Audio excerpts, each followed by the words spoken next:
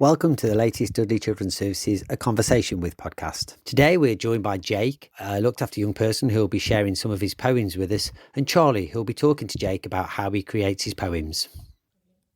This is called Cold Wooden Floor, about a tough time in my life. I've lost my way since that day. I look at the sky, I just see grey.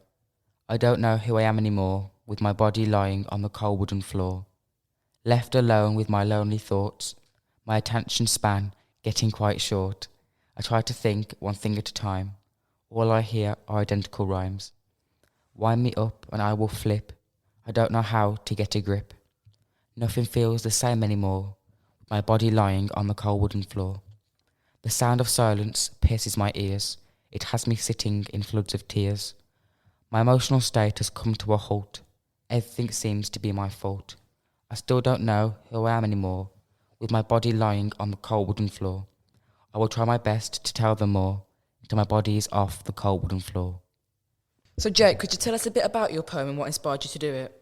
My poem, The Cold Wooden Floor, has two situations and two sides to it. So there was once where I was punched to the floor and the floor was cold and wooden, and this is where I wrote most of my stuff. There was one last year where it was during COVID lockdown and I just wasn't feeling very good and we weren't allowed out the house. My mental health was quite bad. So I started writing poems and my bedroom floor was cold and wooden. So that's where the inspiration come from, was the floor was wooden and cold. So when you created your poems, what thoughts went through your head? My poems are mostly based off mental health, and it was a release, me expressing myself. It was releasing negative thoughts I had, like getting bullied and stuff. It was getting it down on paper and it felt good after. These poems, did you show them to anyone or was it just for your pleasure?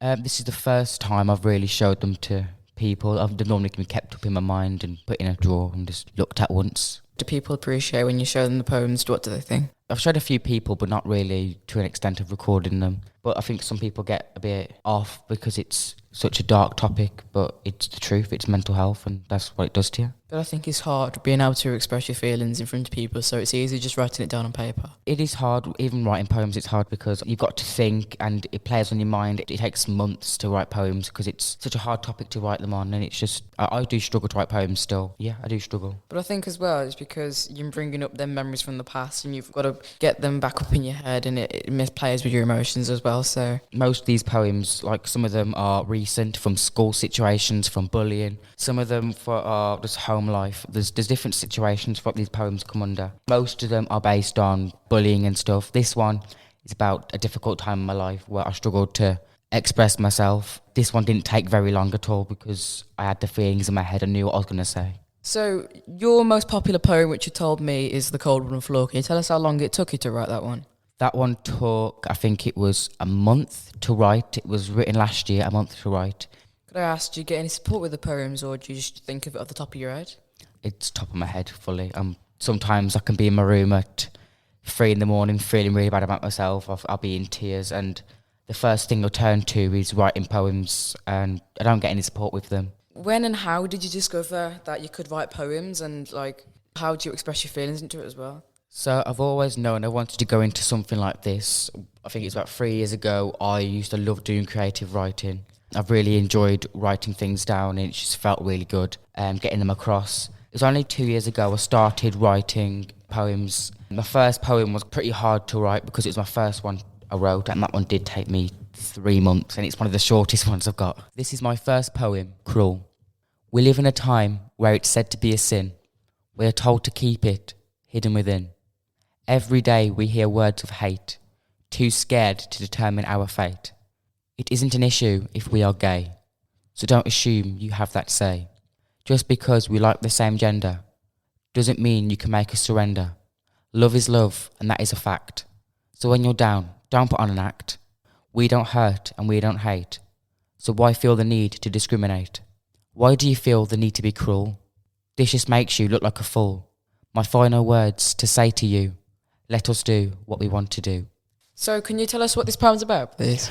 So this was first few years in my new high school. I was exploring my sexuality and I was struggling with what I was: bisexual, gay, trans. I didn't know what I was, and I was getting bullied for not making my mind up in school. And In school, I was being called names. I was being told to hurry up with what you was, what are you today, hurry up and decide. So what I did was I wrote a poem and I actually showed the bully who was bullying me this poem. And ever since, he's left me alone. And I've been able to find out what I am. I know what I am, but I don't think it's anyone else's business, to be fair. It's me. So I kind of think this poem's about expressing and rising above the negativity that people create because of your feelings. And it's like, it's nothing to do with them what your sexuality is. And if you're still exploring that, it's up to you, and you tell them when you're ready. But can I ask, how does it make you feel, this poem? Like, does it bring any feelings to yourself? When I was writing this poem, it brought a tear to my eye. Every time I read it, I get that feeling back. It's a bit of like PTSD, to be honest. It's like I can imagine that person sitting next to me with slurs, and it's not a very nice thing. I struggled to read it. I struggled to write it. It was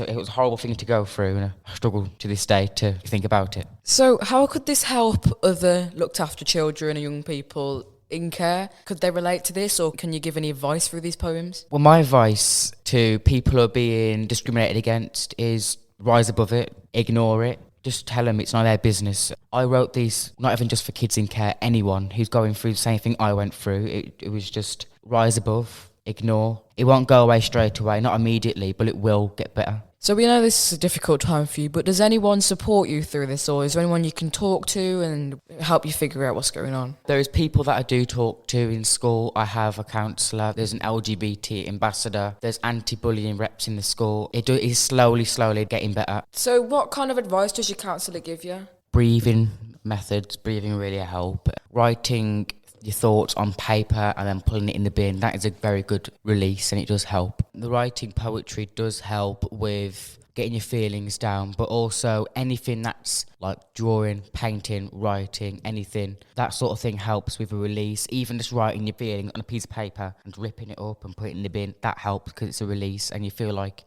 it's out of your head. Or even just sitting down and speaking to someone, that can help too. Do you experience any of this negativity outside school? I haven't experienced it in the streets per se, but I did a few years ago go out in my street in heels. In the street, I went out in heels, full makeup. Then people knew I was a boy and everything, but no one even took a second look at me. They looked at me and just smiled and carried on with their day, and it didn't affect me at all. And I felt good about it, and it gave me the motivation to think, well, if no one really cares, then why do kids have to care? Why do they have to make a problem? So do you think there could be anything to prevent this? The way I see it is nobody is born sexist, nobody's born racist. It's something that you learn.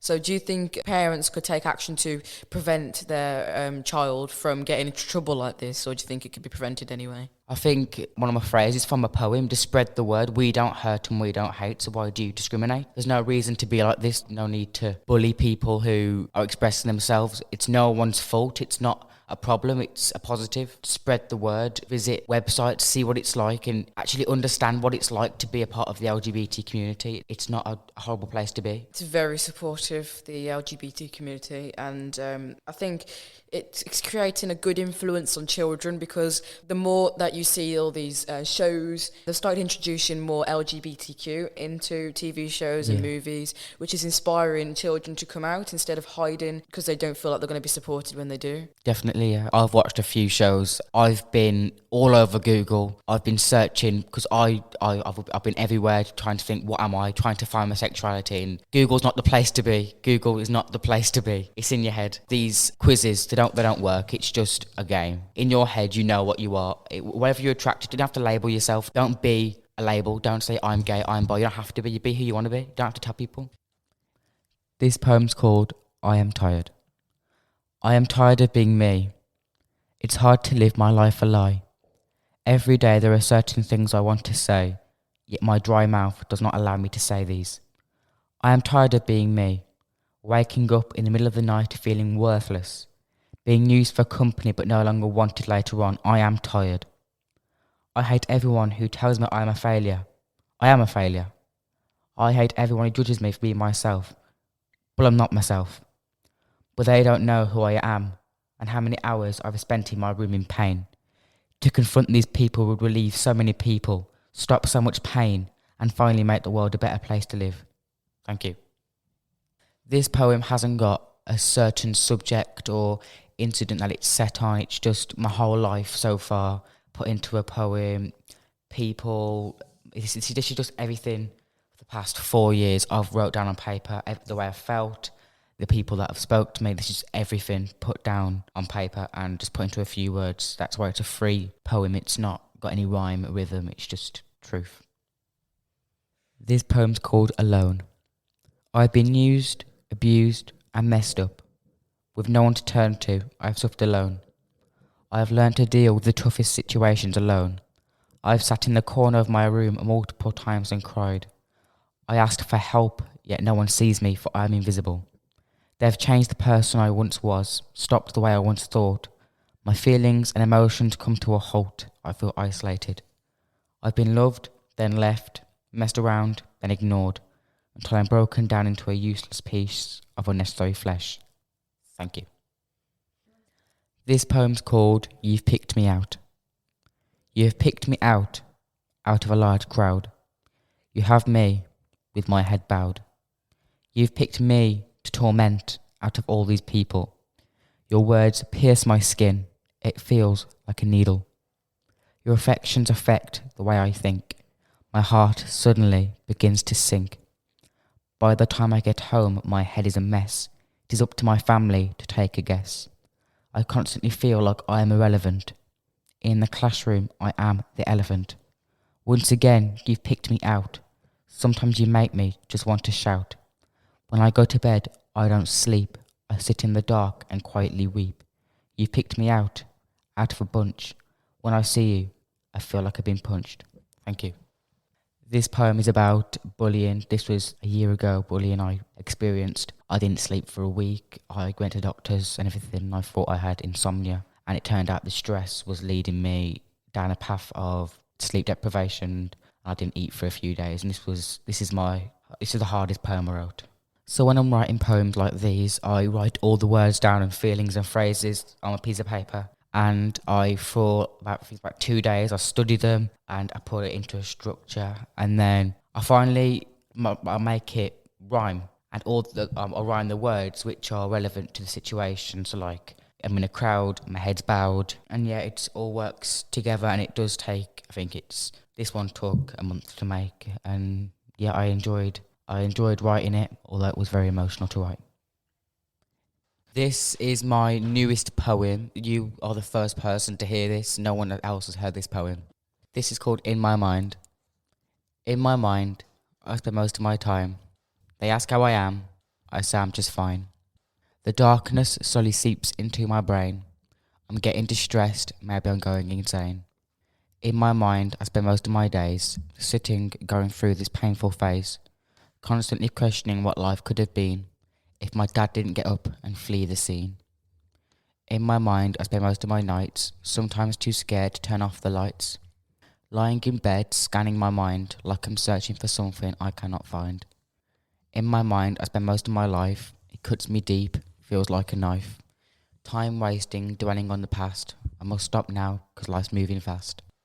This poem, in my mind, was written at 3 a.m. a few months back. It's based around my mental health and how I feel very low at times. This poem's called Getting Gear. You're in a slump, you're feeling stressed. It's really bad, you look depressed. They broke things off, they're moving on. You're left alone, now they're gone. Remembering those special times when kisses met like magic rhymes. You always thought they were the best, it's not the case, who would have guessed? You pout and ponder all alone while sitting by your inactive phone. The one you thought you would adore has dropped you now forevermore. Your bloodshot eyes are filled with tears, your inner thoughts a flood of fears.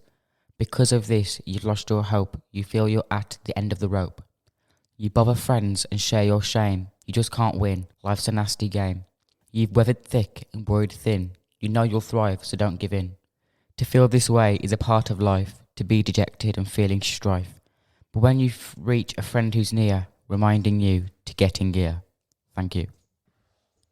This poem, Getting Gear, was about a breakup a few years ago with my first boyfriend I got. And it was a very sad breakup because we're going out for 2 years straight and it was a lockdown relationship and it didn't end very well at the end because parents didn't accept us for being who we were. So this inspired me to write the poem Getting Gear. This podcast was presented by Charlie and was edited and produced by Vicky Sylvester Grant.